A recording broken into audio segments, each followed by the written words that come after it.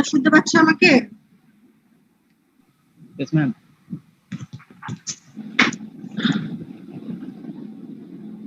তোমরা কি শুনতে পাচ্ছ? Yes, ma'am. আচ্ছা, দেখো আজকে যে টপিকসটা পড়াবো সেটা হচ্ছে স্ট্রেট লাইন, সরল রেখা। 2 ডাইমেনশনে পড়েছো, আজকে আমরা 3 ডাইমেনশনের জন্য দেখব। আগের ক্লাসগুলোর মতোই আমি স্লাইড শেয়ার করছি। আগের ক্লাসগুলোর মতোই ব্ল্যাক বক্স আসবে, হচ্ছে ব্ল্যাক বক্স এসেছে।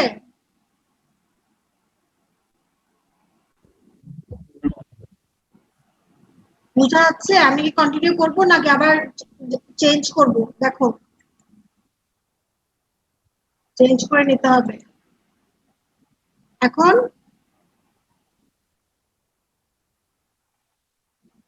একটু জোরে কথা বলো। ঠিক আছে ম্যাডাম, এখন ঠিক আছে এখন? আচ্ছা,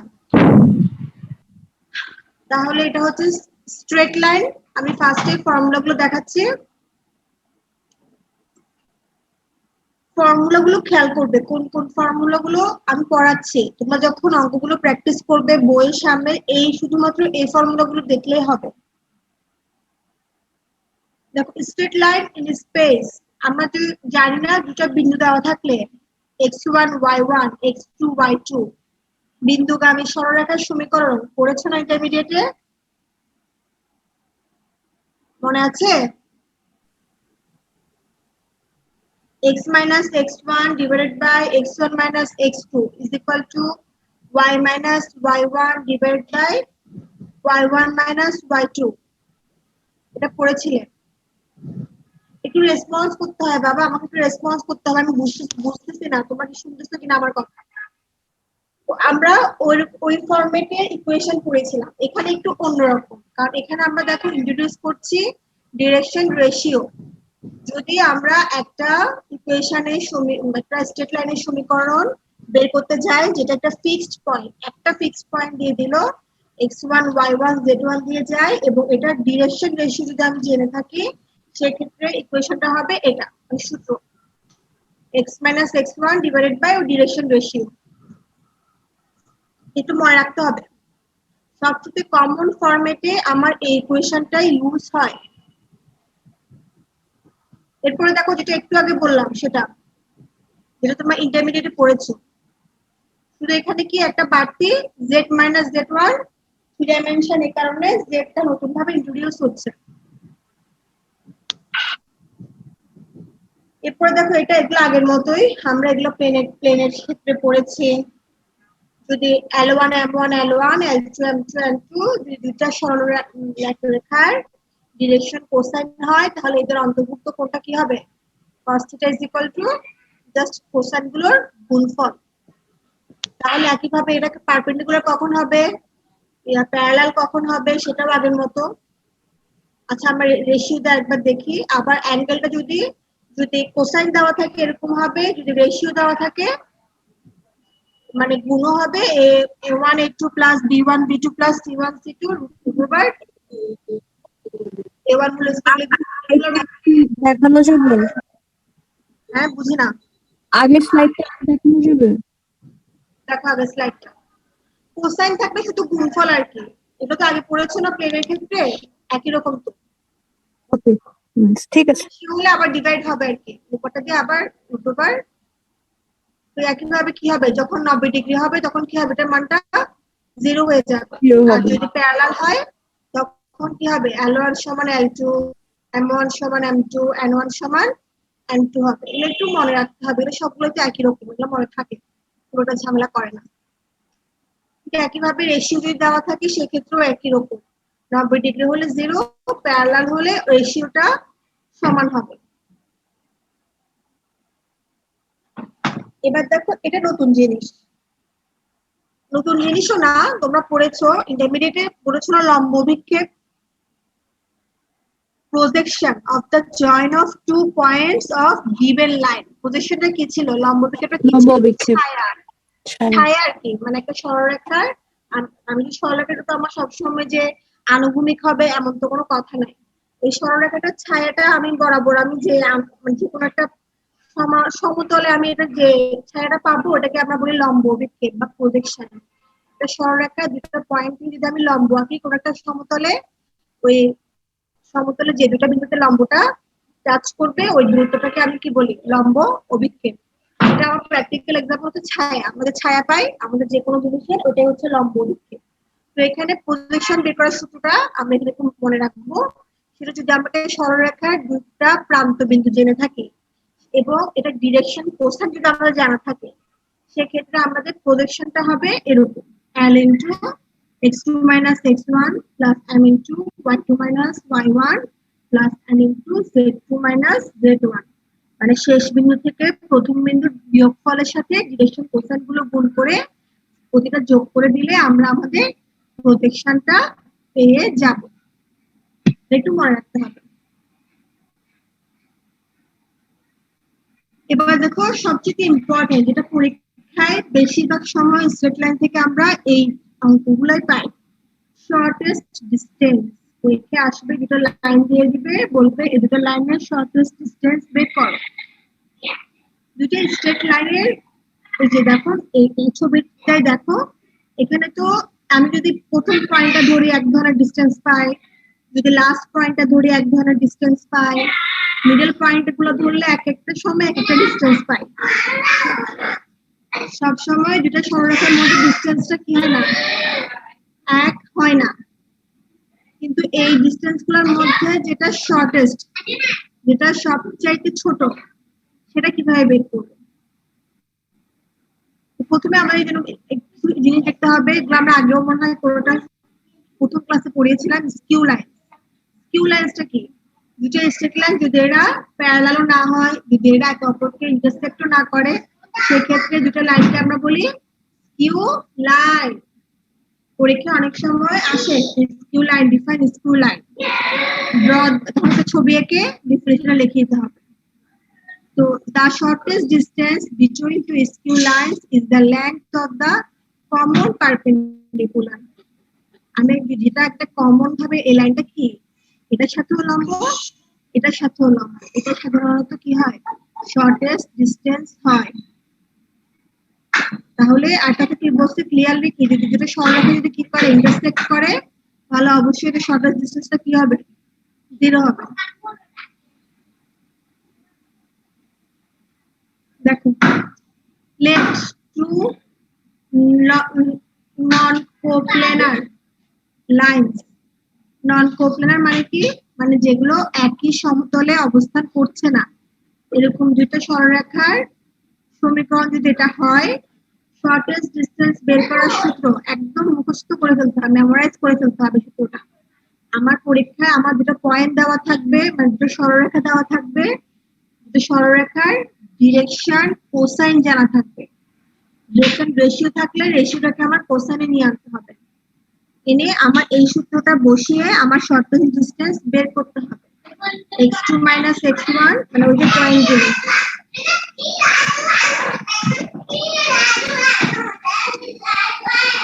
এটা দুই প্রান্তে যে পয়েন্টগুলো আছে x2 x1, x2 minus x1, y2 minus y1, z2 minus z1, এরপর হচ্ছে ডিরেকশন কোসাইন গুলো। এটা ডিটারমাইন করে যে মানটা পাবো সেটাকে রুট ওভার, দেখছো রুট ওভার করে আবার এই m1 m2 m2 n1 এই ধরনের একটা ভ্যালু দিয়ে ডিভাইড করতে হবে। অঙ্কগুলো একটু বড় হয় কিন্তু অঙ্কগুলো পরীক্ষা সব সময় আসে, প্রায় সময় আসে। তুমি এই কোশ্চেনগুলো দেখলে বুঝতে পারবে, তোমাদের লাইব্রেরিতে পাওয়ার কথা, সেমিনারে পাওয়ার কথা, লাস্ট ইয়ার এই কোশ্চেনগুলো। এবার দেখো কোপ্লেনার লাইন, পরীক্ষা আসবে দেখাও যে দুটো লাইন দিয়ে দিবে, দেখাও যে দুটো লাইন কোপ্লেনার একই প্লেনে অবস্থান করছে, কিভাবে বের করবো? সূত্রটা দিয়ে জাস্ট সূত্রটা বসে দেখবো, যদি 0 আসে তাহলে আমি বলে দিব কি এরা কোপ্লেনার। তাও আগেরটার মতো শর্টেস্ট ডিসটেন্সের উপরে যেটা ছিল ওই ভ্যালুটার মান যদি 0 হয় তাহলে এটা কি হয়ে যাবে, কোপ্লেনার হয়ে যাবে।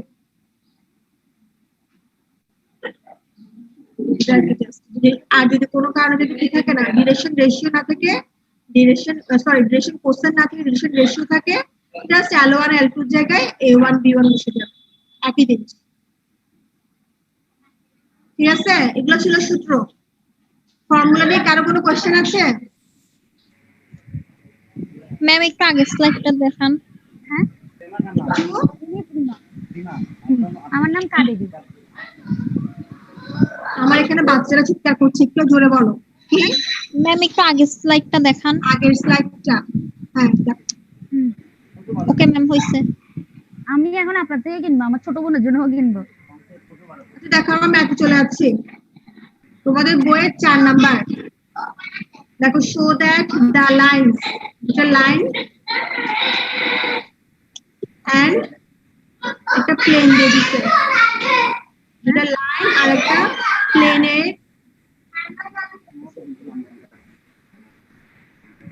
আচ্ছা, ওটা ছেড়ে দিছেন? তেমন বেচা কেনা নাই তো, কেন এরকম হইলো? আনমিন সেন্টার বলতে আগে সবাই পাগল ছিল, ছোটবেলায় যাইতাম। মানে আমি এটা কোনো মানুষ পাগল না, ইসি মার্কেট ঠিকানা একটাই ছিল।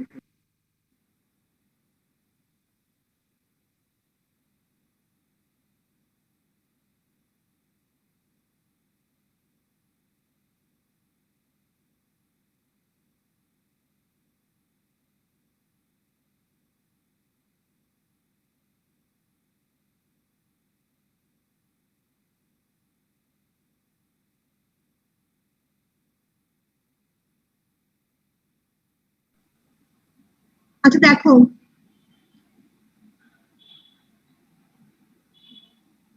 এখানে একটা দুটা লাইনের সমীকরণ দিল এবং একটা প্লেনের সমীকরণ। আমাকে দেখাতে হবে যে এই লাইন, দুটো লাইন না, একটা লাইন আসলে, মানে এই দুটো লাইন ইন্টারসেক্ট মানে কমনলি নিলে যে একটা লাইন পাওয়া যাবে, সেই লাইনটা আর এই প্লেনটা হচ্ছে পারপেন্ডিকুলার। এটা আমাকে দেখাতে হবে। এখন দেখো, এরকম পরীক্ষা থাকবে, শো দ্যাট দ্য লাইনস।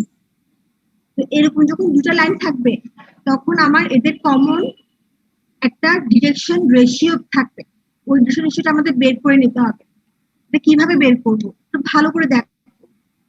এটা বের করতে পারলে তুমি অনেকগুলো ম্যাথ করতে পারবে। দেখো, প্রথম লাইনটার এক্স ওয়াই জেড এর কোএফিসিয়েন্ট কত দেখো তো, 3 - 2 0। দেখছো? এগুলো লিখে ফেলো। The direction ratios of the line are 3 - 2 0। দেখছেন? পরের লাইনে যাও। পরের লাইনটা কি? পরের লাইনটা এক্স ওয়াই জেড এর কোএফিসিয়েন্ট কি? 0 1 3। নিচে লেখো 0 1 3। একটু তোমার শুনতেছো কিনা বুঝতেছো কিনা একটু রেসপন্স করো আমাকে। এটুকু বোঝা যাচ্ছে? মানে 013 এটা কোথেকে আসলো আবার? সেকেন্ড লাইনে এক্স ওয়াই জেড এর কোএফিসিয়েন্ট কি? এক্স ওয়াই জেড এর কোএফিসিয়েন্ট বা সহগটা কি? এক্স তো নাই, এক্স নাই থাকা মানে কি? এক্স এর কোএফিসিয়েন্ট 0, ওয়াই এর কোএফিসিয়েন্ট 1, জেড এর কোএফিসিয়েন্ট 3। 0 1 3 প্রথমটা ছিল এই লাইন থেকে, 3 - 2 জেড নাই, তার মানে কি 0। ঠিক আছে? Yes ma'am. এই এক্স ওয়াই জেড এবার আবার লিখবা এক্স ওয়াই, শুধু এক্স ওয়াই। 3 - 2 0 1, জেড লেখার দরকার নাই আর। 3 - 2 মানে একবার এক্স ওয়াই জেড লিখে আবার এক্স ওয়াই লিখবেন। ঠিক আছে? এবার লিখে এবার হাত থাকে, হাত দিয়ে এই ফার্স্ট কলামটা বাদ, এটা হিসাব করবা না। 3 0 কনসিডার করার দরকার নাই। দেখো, আমরা যে গুণ করি ম্যাট্রিক্স গুণন, এরকম -2 আর 3 গুণ করলে কত হয়? -6 না? -6 -1 আর 0 গুণ করলে কত হবে? 0, তাই না? তো -6 থেকে 0 বিয়োগ দিলে কত হয়? -6। এরপর দেখো 0 আর 0 মাল্টিপ্লাই করলে কত? 0। 3 আর 3 মাল্টিপ্লাই করলে 9। 0 - 9। 0 থেকে 9 বিয়োগ করলে কত হয়? -9। একটু রেসপন্স করেন আমাকে। -9। -9। একইভাবে 3 আর 1 মাল্টিপ্লাই করলে কত? 3। আর 0 আর -2? 0। তার 3 থেকে 0 গেলে কত? 3। 3। তাহলে এটা ডিরেকশন রেশিও হচ্ছে -6 -9 3, অথবা এখানে যেহেতু সবগুলোর মধ্যে কি যায় 3 দিয়ে ডিভাইড যায়, সুতরাং -3 দিয়ে ডিভাইড করছে 2 3 -1 ডিরেকশন রেশিও বের করার এটাই হচ্ছে ফর্মুলা। বেশিরভাগ অঙ্কে এভাবে করে ডিরেকশন রেশিও বের করে নিতে হয়। দুটো লাইন দেওয়া থাকলে এদের কমন একটা রেশিও বের করে নিতে হয়। পারবেন? Yes, ma'am. তাহলে দেখো এটা গেল লাইনগুলোর রেশিও। এবার দেখো প্লেনের রেশিও। প্লেনের রেশিও তো কোনটা নিচে যেটা থাকে সেটা না? So the direction ratio of the second line বা সেকেন্ড প্লেন আর 5 -3 1। তাহলে এদের মাঝখানে আমি ধরে নিলাম কি থিটা হচ্ছে এটা কি কমন অ্যাঙ্গেল। তাহলে cos থিটা সমান কি হবে 0, যেহেতু আমি ডিরেকশন রেশিও বের করতেছি আমি সূত্র লিখবো রেশিওটা a1 plus bb1 plus cc1 is equal to 0। তাহলে এটা যে আমি ক্যালকুলেশন করে কি পাচ্ছি 0 পাচ্ছি। সুতরাং লাইনগুলো কি পারপেন্ডিকুলার। কেন 0 হলে না পারপেন্ডিকুলার? কারণ cos 90 ডিগ্রি মানও কত 0, মানে থিটা ইজ ইকুয়াল টু কত 90 ডিগ্রি। সো লাইনস আর কি পারপেন্ডিকুলার। বুঝা গেছে? Ma'am. তোমরা কতজন প্রেজেন্ট ক্লাসে দেখি? 24 জন, আমি ছাড়া 23 জন। কণ্ঠ শুনছো 2-3টা, বাকিরা ঘুমাই গেছেন? না ম্যাম আছি। আর থাকলে তো বলতে হবে না। এটা বুঝা গেছে অঙ্কটা? Yes, ma'am. Yes ma'am. দেখো পরীক্ষায় আসবে ডিরেকশন দেখাও যে এই লাইনগুলো কি প্যারালাল। পরীক্ষায় আসবে দেখাও যে এই লাইনগুলো প্যারালাল, তখন এরকম দুটো লাইনে ডিরেকশন রেশিও বের করে দেখা দিতে হবে কি ওরা ওই রেশিও গুলো সমান। তোমাদের বইয়েই পাবা 3 নাম্বার অঙ্কটাই এরকম দেখবা। দেখাও যে লাইনস গুলো কি প্যারালাল, তখন এরকম দুটো করে ক্যালকুলেশন করে রেশিও গুলো বের করে করে আমাকে দেখিয়ে দিতে হবে আমার এটা প্যারালাল।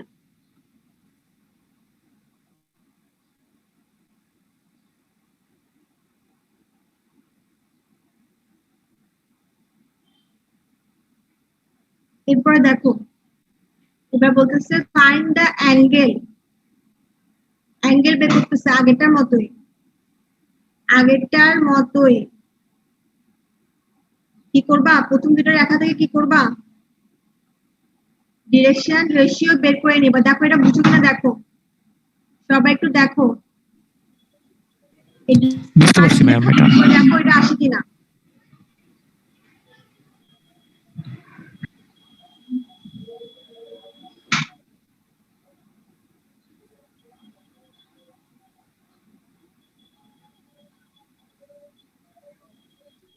আসে ম্যাম এটা। আসে? জি ম্যাম। তাহলে কি এটা ডিরেকশন রেশিও, এটা আরেকটা ডিরেকশন রেশিও কি 5 -4 3। তাহলে আমি কি করব? জাস্ট সূত্র করব। দেখো এখন আগেরটাতে কি ছিল শুধু a1 plus bb1 plus cc1, এখানে আবার রুট ওভার করে এগুলো কেন করছে? জি ম্যাম সেটা বলছি। রুট ওভার করে আবার এগুলো কেন করলো? এখানে তো এটা আসে নাই, আসছে? আমি শুধু অ্যাঙ্গেল বের করার জন্য কি করছি a1 plus bb1 plus cc1 দেখে দেখাই দিচ্ছি। এখানে তো এগুলো এটা কেন করতেছে কেউ বলতে পারবা? কেন এখানে আমার রুট ওভার আবার a1 whole square plus b1, মানে এই যে 1 1 পাইলাম এটা কি করলাম root over 1 whole square plus -1 whole square plus -1 whole square করলাম। আবার এখানে যে 5 -4 3 আছে ডট মাল্টিপ্লিকেশন 3 হোল স্কয়ার করছি। না, আমরা ডাইরেকশন রেশিও তো বের করতাম হচ্ছে ইয়ার সাপেক্ষে। জোরে যদি- বলো, একটু জোরে বলো, আমার এখানে খুব নয়েজ হচ্ছে, একটু জোরে বলো। মিস ডাইরেকশন কোসাইনের জন্য আমরা যদি জেড প্লেনটাকে ধরি তখন এটাকে থিটা ধরতে হয়, তারপরে ওটাকে আমরা তো আগেরটা কোসাইন করে না, এটা রেশিও করছি দেখো।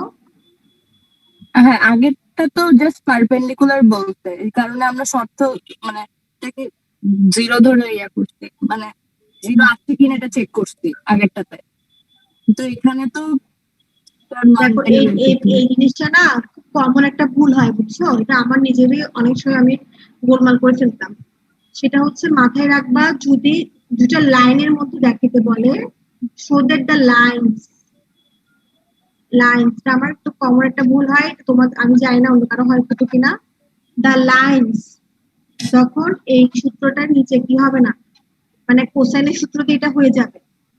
যখন একটা লাইনস আর প্লেন আসবে তখন প্লেনের সাথে তো সরাসরি হবে না, আমি তো প্লেনের নর্মাল বা প্লেনের উপর যে লম্ব থাকে তার উপর ক্যালকুলেশন করি। এই কারণে যখন প্লেন থাকবে তখন রেশিও সূত্রটা দিয়ে করতে হবে, মানে নিচে √a1 whole square b1 whole square c1 whole square এই টার্মটা আসবে। এখানে যদিও আমার মনে হচ্ছে আমি রেশিও সূত্র দিয়ে করছি, কিন্তু এটা আসলে কি কোসাইনের সূত্র। এখানে লাইন থাকাতে মানে সবগুলো একই ফর্মেটে থাকাতে আমার এই ঝামেলাটা হচ্ছে না। কিন্তু এখানে যেহেতু প্লেন আসলে প্লেন তো আমি প্লেনটাকে সরাসরি ইউজ করতে পারি না, আমার ইউজ করতে হবে প্লেনের নর্মালটা বা প্লেনের উপরের লম্বটা। এই জন্যই আমার এখানে নিচে আবার এক্সট্রা কি করতে হবে, এই দুটোবার মানে রেশিও সূত্রটা আনতে হবে। একটু পরীক্ষায় এগুলো আসে, একটু কেয়ারফুলি এই জিনিসটা যাতে ভুল না হয় একটু দেখবা। বইও মনে হয় বেশ কিছু অঙ্ক আছে, একটু প্র্যাকটিস করে নিন। দেখো তাহলে পরের অঙ্কটা, আশা করি তোমাদের ভুলটা হবে না। show that the lines এত এবং এত কি co-planar and find the equation to the plane in which they lie. এখানে দুটো পার্ট অঙ্কটা। আমরা একটা co-planar সূত্র দেখছিলাম, যদি দুইটা ইকুয়েশন এই ফরম্যাটে থাকতো আমি সরাসরি ওই সূত্রটা দিয়ে করাটাকে মানে ভালো লাগে আমার কাছে। সরাসরি আমরা ওই সূত্রটা দিয়ে করে দেখাবো, তুমি চাইলে এই ফরম্যাটটাকেও এটাতে নিতে পারো। যদি এটাতে নিয়ে করতে পারো তখন এই মানে করা যায়, বা চাইলে এই সূত্র দিয়েও করতে পারো। আমি দুটোই দেখাচ্ছি, যেটা ভালো লাগে তোমরা সেটাই করবা। দেখো, the general equation of the plane through the second line, এই লাইনটা দিয়ে এটাকেও সিদ্ধ করবে এটাকেও সিদ্ধ করবে, এরকম একটা প্লেনের সমীকরণ কি এত প্লাস কে এত ইজ ইকুয়াল টু 0। এবার ওরা কি করলো, এই দুটো থেকে এক্স এর কোএফিসিয়েন্টটা আলাদা করলো, ওয়াই এর কোএফিসিয়েন্টটা আলাদা করলো, জেড এর কোএফিসিয়েন্টটাকে আলাদা করলো, কনস্ট্যান্টটাকে আলাদা রাখলো। এবার ওরা বলতেছে এই 1 নাম্বার লাইনটা ফার্স্ট লাইনের ক্ষেত্রে প্যারালাল হবে যদি কি এই এদের রেশিও গুলোর গুণফল কি হয় 0 হয়। এখানে এক্স ওয়াই জেড এর ডিরেকশন মানে এই রেখাটা যদি একটা স্ট্রেট লাইন ধরি তাহলে এটা রেশিও কত হবে 3 প্লাস কে, 2 মাইনাস থ্রাইস কে আর 1 প্লাস টুয়াইস কে। একইভাবে এটা রেশিও কত হবে 3 1 মাইনাস 2। তাহলে এইটার লাইনের রেশিও গুলা গুণফলের যোগফল যদি 0 হয় তাহলে এটা কি হবে প্যারালাল হবে। এটা ধরে আমরা এখান থেকে কে এর ভ্যালুটা বের করব। কে এর ভ্যালুটা বের করে এই 1 নাম্বার লাইনে বসাই দেব। 1 নাম্বার লাইনে বসাই দেওয়ার পরে আমি এখান থেকে একটা সমীকরণ পাবো, একটা প্লেনের সমীকরণ পাবো। এই প্লেনের সমীকরণটাই হচ্ছে আমার রিকোয়ার্ড প্লেনের সমীকরণ। এখানে বলছে না find the equation to the plane in which they lie, যেখানে তারা অবস্থান করে। এখানে কে এর মানটা বসানোর পরে আমি যে ইকুয়েশনটা পাবো সেটাই হচ্ছে আমার রিকোয়ার্ড ইকুয়েশন অফ প্লেন। কিন্তু এটা যে কোপ্লেনার এটা আমি কিভাবে বের করব? দেখো, প্রথম লাইনের যে ইকুয়েশনটা আছে এখানে পয়েন্টটা কত, এখানে উপরটা দেখো x + 5, মানে এটা আমার ইকুয়েশন থাকলে আমার এখানে একটা পয়েন্ট হচ্ছে -5 -4 7, মানে এগুলোকে 0 0 ধরলাম আর x + 5 = 0, y + 4 = 0, z - 7 = 0। মানে এরা একটা পয়েন্ট দিয়ে যায়, সেই পয়েন্টটা হচ্ছে কি কিভাবে বলতেছি আমি, আর আমার কি ছিল যদি একটা সরলরেখার একটা পয়েন্ট জানি আর ডিরেকশন রেশিও জানি তাহলে ওই সূত্রটা হচ্ছে x - x1 plus y x - x1 divided by a = y - y1 divided by b। মনে আছে? জি আচ্ছা, ম্যাম। প্রথম সূত্রটা তাহলে এখন ওই সূত্র অনুযায়ী আমরা পাইছি এগুলো হচ্ছে কি আমার ওই পয়েন্টটা, তাহলে পয়েন্টটা কত হবে? এটা কোন মাইনাস পয়েন্ট দিয়ে যায়? -5 -4 7।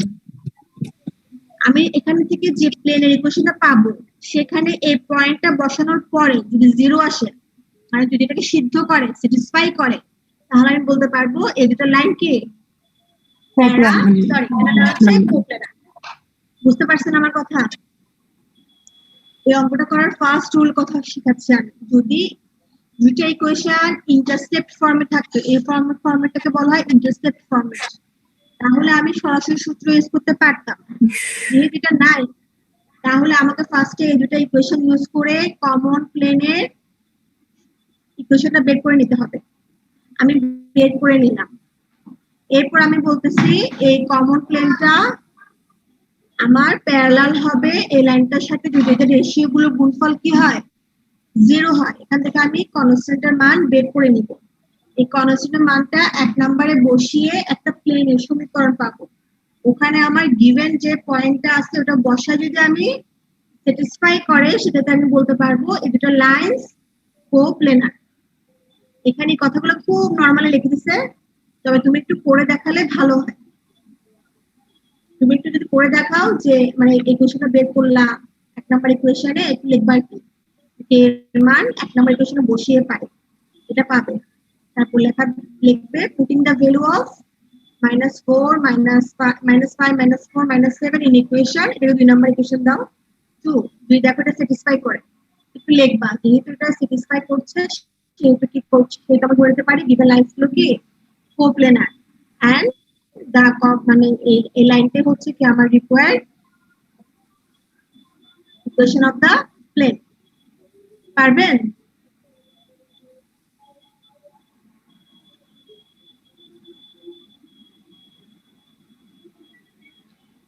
বড় বাচ্চারা একটু কথা বলেন, বড় বাচ্চাগুলো একটু কথা বলতেছে না কি রে?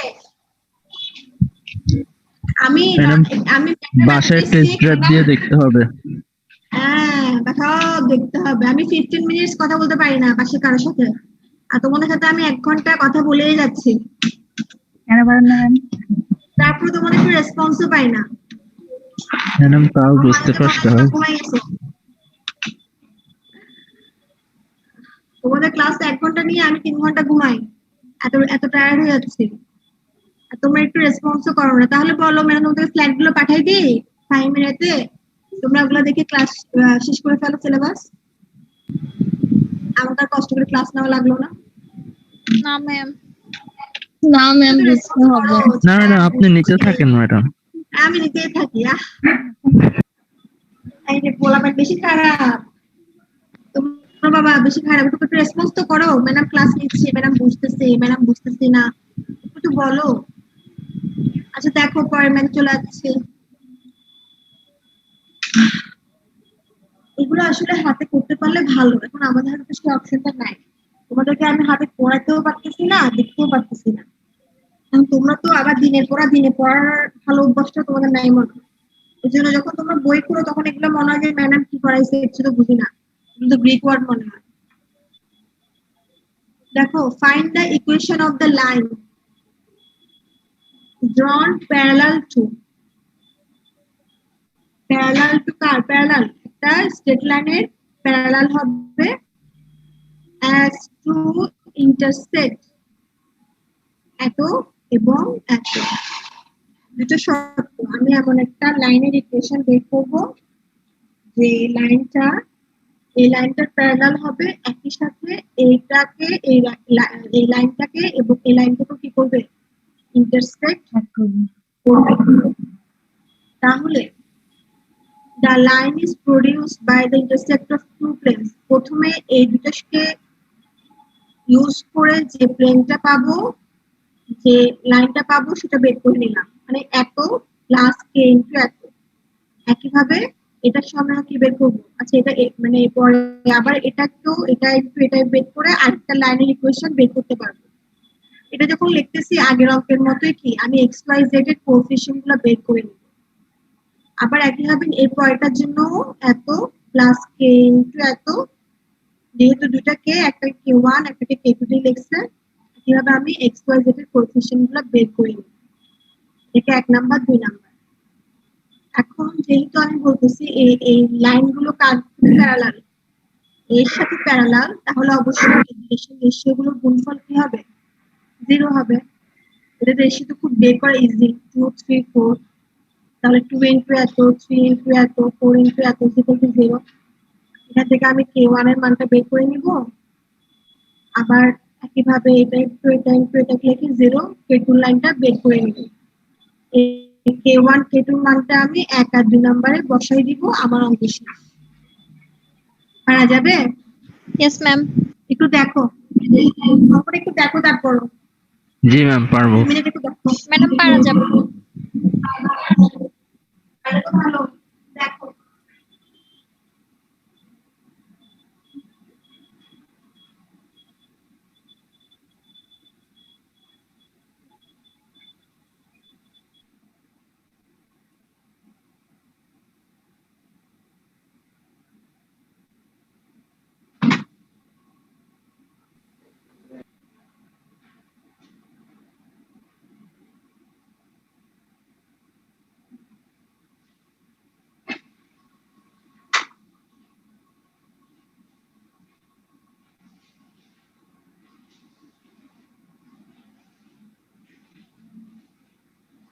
তো দেখো পরের অঙ্কে চলে যাচ্ছি।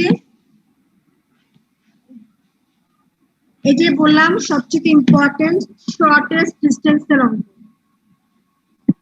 দুটো লাইন দিয়ে দিচ্ছে, বলছে তোমাকে শর্টেস্ট ডিসটেন্স বের করতে। আরো তুমি বের করতে বলছো যে ইকুয়েশনটা, এই শর্টেস্ট ডিসটেন্সের ইকুয়েশনটাও বের করে নিতে বলছে। তাহলে এটাকে সমান আমি কি ধরলাম? লেখাগুলো খুব ছোট ছোট মনে দেখাচ্ছে, তোমাদের বই যাদের সামনে বই আছে তারা বইটা খুললে ভালো হবে। এটাকে ইজ ইকুয়াল টু R1 ধরলাম, R1 ধরে এখান থেকে x y z এর মানটা ধরে বের করে নিলাম। একইভাবে এটার সমান R2 লিখলাম, এখান থেকে x y z এর মানটা বের করে নিলাম। আমি ধরে নিলাম যে এটা একটা পয়েন্ট, শর্টেস্ট ডিসটেন্সে তো মিনিমাম দুটো পয়েন্ট থাকবে, ঠিক না? একটা শীর্ষবিন্দু, একটা প্রান্তবিন্দু। আমি ধরে নিলাম একটা পয়েন্ট হচ্ছে L x y z, একটা পয়েন্ট হচ্ছে M পরেরটার x y z। যদি এটা দুটো শীর্ষবিন্দু হয় L আর M, তাহলে LM কি হবে? এই দুটো যদি শীর্ষ এই LM এর ডিরেকশন রেশিও কি হবে? এই একটা থেকে আরেকটা বিয়োগ না, ডিরেকশন রেশিও বের করছিলাম না, একটা পয়েন্ট থেকে আরেকটা পয়েন্ট বিয়োগ। যদি আমি ভাই বিয়োগ করে দেখো কি পাচ্ছি, 3R1 প্লাস 3R2 জাস্ট বিয়োগ করে দিব, বের করে LM এর জন্য ডিরেকশন রেশিও বের করে নিব। এখন বলতেছি যেহেতু কি এই লাইনটা কি, এই LM যে শর্টেস্ট ডিসটেন্সটা এই দুটার মধ্যে ড্র করব, ওই শর্টেস্ট ডিসটেন্সটা আর এই লাইনগুলো কি হবে? পারপেন্ডিকুলার হবে না? আমি শর্টেস্ট ডিসটেন্সের ডেফিনিশনে পড়লাম না যে শর্টেস্ট ডিসটেন্সটা দুটো লাইনের ক্ষেত্রে কি হবে? 90 ডিগ্রি অ্যাঙ্গেল উৎপন্ন করবে। সেহেতু হ্যাঁ, এই ডিরেকশন রেশিও গুলো আর এটা ডিরেকশন রেশিওর গুণফল কি হবে? 0 হবে। তাহলে একবার আমি এটার সাথে এটা 3 - 1 1 গুণ করে দিলাম, ইকুয়াল টু 0 তুললাম। আবার এই রেশিওর সাথে এই সেকেন্ড লাইনটার -3 2 4 এগুলো মাল্টিপ্লাই করে 0 করলাম। আমি দুটা ইকুয়েশন পাবো এখান থেকে, R1 R2 দিয়ে দুটো ইকুয়েশন পাবো। এখন এই দুটো ইকুয়েশন সলভ করে আমি R1 R2 মান পাবো। এই অঙ্কের জন্য আমি এখানে R1 R2 দুটাই 0 পাচ্ছি। সবসময় যে 0 আসবে এমন কোনো কথা নেই। জি বলো, কিছু বলছো কেউ? এই R1 R2 যে মানটা পাবো সেটা আমি কোথায় বসিয়ে দেব? ওই LM এর যে পয়েন্ট, ওই পয়েন্ট। এখন যদি আমি L এর পয়েন্টও জানি, M এর জানি, তাহলে আমি LM এর ইকুয়েশনটা খুব ইজিলি বের করতে পারি না? দুটা পয়েন্ট জানা থাকলে সরলরেখার সমীকরণ দিয়ে x - x1 divided by x1 - x2 is equal to y - y1 divided by y1 - y2 is equal to z - z2 divided by z1 - z2, এগুলো দিয়ে আমি ইকুয়েশনটা বের করে নিব। আর এই দুটোর ডিফারেন্সটা কি হবে? আমার শর্টেস্ট ডিসটেন্সটার লেংথ। পারবেন? পরীক্ষা হলে যাওয়ার আগে যদি ইচ্ছা করে 5টা অঙ্ক করে যাবো, বেশি করতে পারবো না, তাহলেও এই একটা অঙ্ক করে যাবেন, ঠিক আছে? থ্যাংক ইউ ম্যাম, পারবেন? ইনশাআল্লাহ। যদি পারেন তাহলে দেখেন, আমি বলছিলাম না, যদি আমার লাইনগুলো যদি ইন্টারসেক্ট দুটো যদি কি থাকে, ইন্টারসেক্ট ফরম্যাটে থাকে, সেক্ষেত্রে আমি সরাসরি কি করতে পারবো, সূত্র ইউজ করতে পারবো। এটা হচ্ছে সহজ আর কি। যদি কখনো পরীক্ষায় এটা চলে আসে, সরাসরি কি করে দিবা, সূত্রে বসায় যদি 0 আসে কি বলতে পারবা, লাইনস আর কোপ্লেনার, ঠিক আছে? পারবেন? এটা হলে মানে তোমার কষ্ট কমে গেল আর কি। x2 x1 এগুলো x1 y1 z1, এটা x2 y2 z2, এটা l1 m1 n1 l2 m2 n2, বা a1 b1 c1 a2 b2 c2, যেটাই ধরনের আমরা বসে ডিটারমিনেন্টের মান যদি 0 হয়, তাহলে এই লাইনগুলো কি কোপ্লেনার, ঠিক আছে? আচ্ছা ক্লাস এতটুকুই অঙ্ক, এইটুকুই, এগুলা হচ্ছে আপনাদের হোমওয়ার্ক। 5টা অঙ্ক হচ্ছে আপনাদের হোমওয়ার্ক। ছবি তুলে নেন।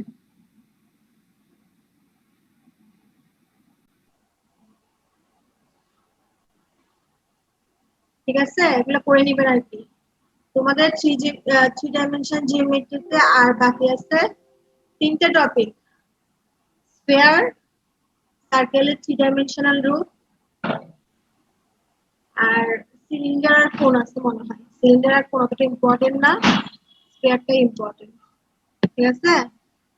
স্ফিয়ার ইনশাআল্লাহ আগামী ক্লাসে বুধবারে দেখিয়ে দেব, ঠিক আছে? তাহলে আজকে এতটুকু থাক। জি বলেন।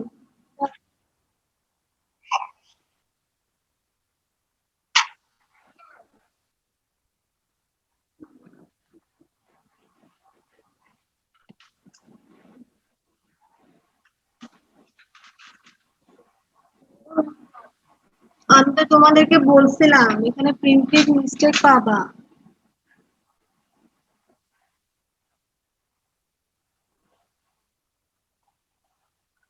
এই অঙ্কগুলো general equation of second degree আমি ওই দিন ক্লাসেও করেছি।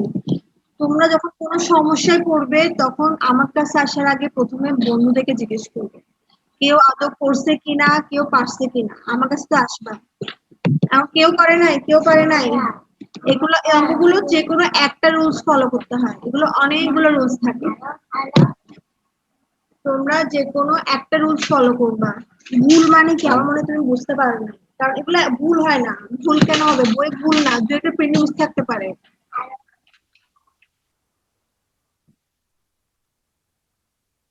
কি বের করো আমি তোমাদেরকে বলে দিলাম না, তুমি ইন্টারমিডিয়েট তুমি কোনেকের ইকুয়েশন বের করো, আমি যেভাবে শিখাচ্ছি।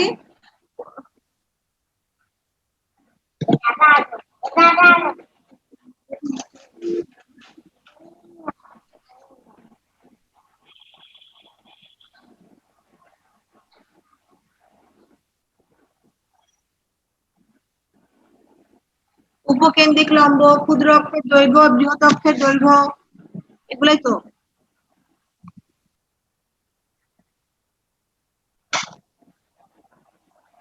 আমি কথা বুঝতেছি না, আবার বলো। রেডিয়াস ফর্ম থেকে একটু বের করো।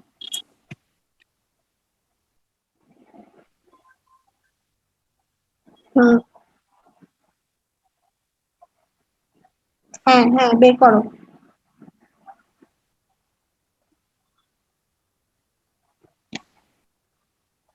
রিডিউস ফরম্যাট থেকে বের করবা, কোশ্চেন থেকে কেন বের করবা?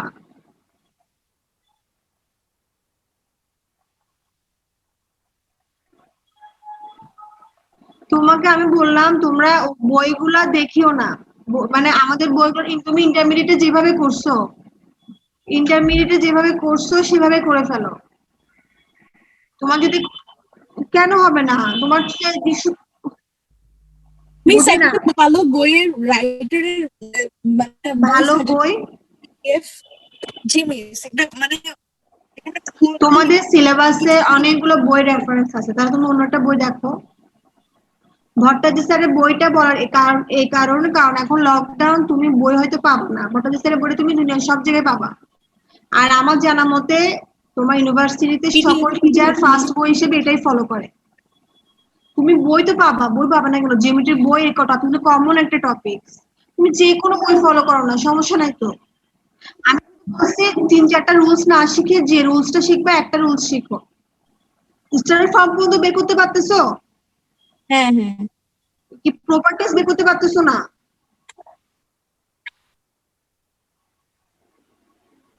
হ্যাঁ বলে।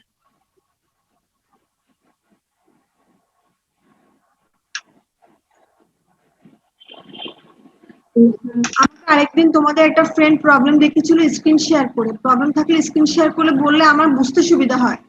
ডি সমান এটা কি, ডি সমান কি বলছো আমি তো বুঝতেছি না অনেক। আবার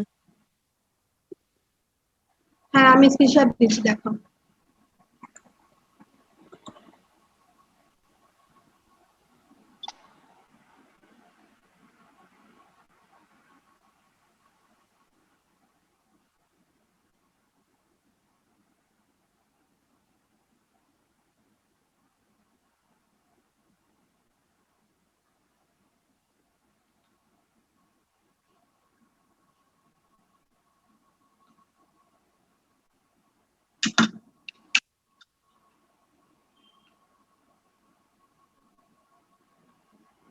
হ্যাঁ বলো।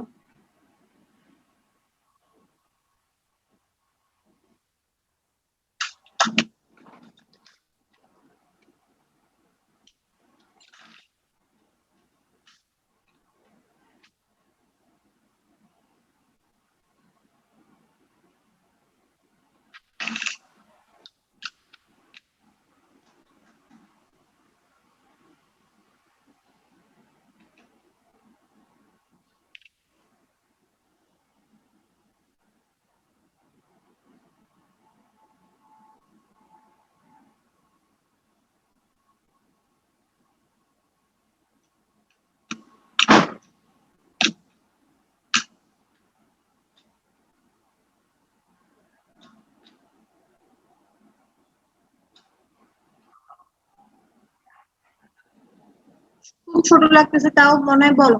সমস্যা নেই, বলো। হ্যাঁ হ্যাঁ হ্যাঁ বুঝাচ্ছে, বলো। কোসি, ডিস্টেন্স, দুটোর মধ্যে distance S and S prime, দুটো ডিস্টেন্স মধ্যে কত? প্লাস মাইনাস এই। হুম।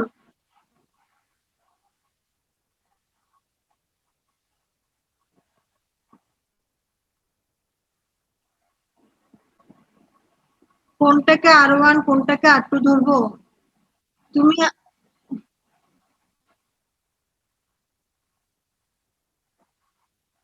তুমি আমাকে বলো তোমার কমন সেন্স কি বলো। তুমি আমাকে বলো এই দুটার এটা এটা এই কোশ্চেনটা তো বাবা মানে কি বলবো, তুমি আমাকে বলো তুমি যদি ছোটটা কে ডিস্টেন্স থাকলে তুমি প্লাস নিয়ে এটা এই কোশ্চেন তো কি তোমাদের কেউ দিতে পারবে ওরে অনিমের এই কোশ্চেনটার উত্তর?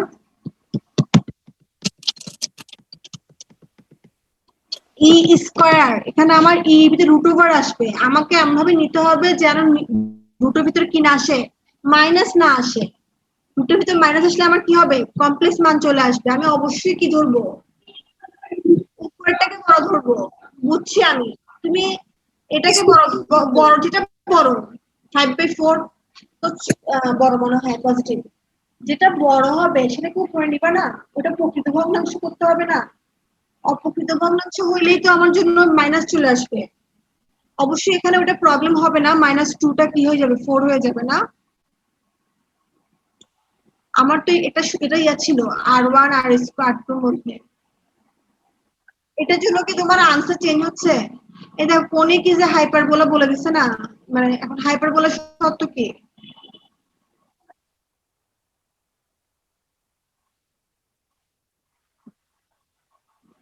এটার জন্য তোমাদের মানে উত্তর চেঞ্জ হয়ে যাচ্ছে। তুমি প্রকৃত ভগ্নাংশ ধরবা, প্রকৃত ভগ্নাংশে উপরটা কি হয়? বড় হয়। নিজেরটা ছোট হয়, তুমি অপ্রকৃত ভগ্নাংশ আনতে যাবে না। আর কিছু? আচ্ছা,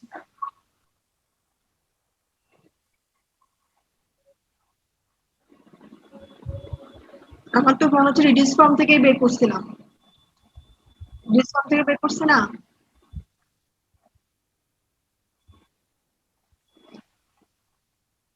আমি তোমাকে ঝামেলায় তোমার কষ্ট কমানোর জন্য বলছি ইন্টারেক্ট ফর্মুলা ইউজ করে ফেলার জন্য। আমি ভাবছি এটা তোমাদের মনে আসছে, বেশি দিন হয়নি। তুমি এগুলো এখান থেকে করলেও আমার কোনো সমস্যা নাই, যেভাবেই করো আনসার তো একই আসবে। আমি আনসার পাইলেই আমার হইলো। আচ্ছা ঠিক আছে, আল্লাহ হাফিজ।